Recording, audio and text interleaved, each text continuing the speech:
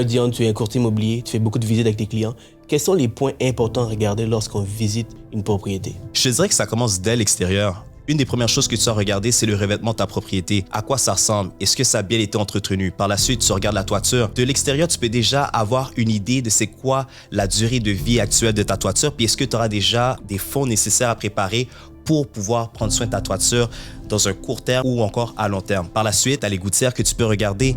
Ça va déjà te donner une idée. Tu sais, les gouttières, c'est très important. Souvent, les personnes, ils vont les négliger, mais il faut que tes gouttières soient de bonne qualité et bien installées également.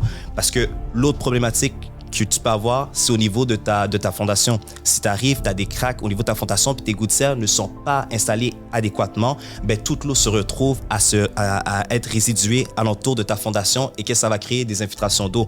On sait très bien ici, surtout au Québec, le pire ennemi des maisons, c'est l'eau. Du moment que tu rentres à l'intérieur, tu vas regarder le plancher, ça te donne déjà une idée. Est-ce qu'il y a un nivellement? Est-ce qu'il y a eu un mouvement du bâtiment au fil des années? C'est sûr, ça arrive toujours.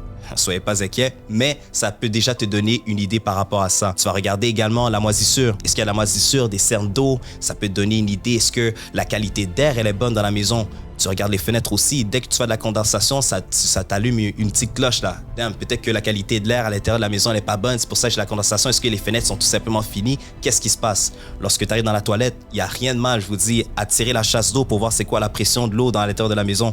Ou encore, tu ouvres la fan, tu mets un petit papier sur la fan et tu regardes c'est quoi la succion de l'air. Est-ce qu'elle est bonne? Est-ce que c'est assez fort pour soutenir? Qu'est-ce que tu as besoin de faire pour pas t'assurer que, tu sais, des fois, l'air reste coincé dans ton plafond, dans ton entre-toit et puis que ça crée de la moisissure. Même là, beaucoup de personnes le négligent, mais c'est très important. Puis je te dirais aussi une autre chose, peut-être aller regarder la pression de l'eau aussi des robinets. Tu vérifies le tout, ça va te dire est-ce que tu as une problématique avec ta tuyauterie ou pas.